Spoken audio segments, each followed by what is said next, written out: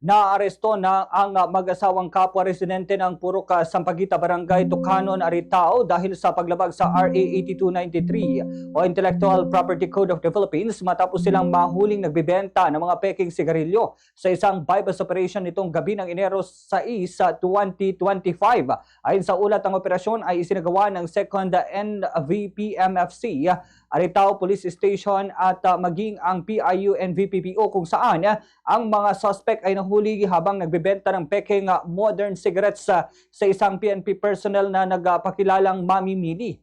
At nakuha sa mag-asawa ang 40 rims ng modern cigarettes, 100 rims ng modern cigarettes lights at 87 rims ng modern cigarettes black at maging 30 rims ang RGB cigarette. May kabuang bilang ng nakumpiskang sigarilyo na 267 rims na may tinatayang halaga na 106,000 pesos.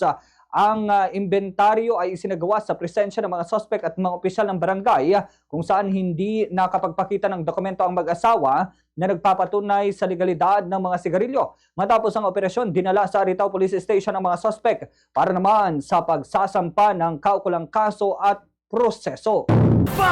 Sa Radyo Bombo!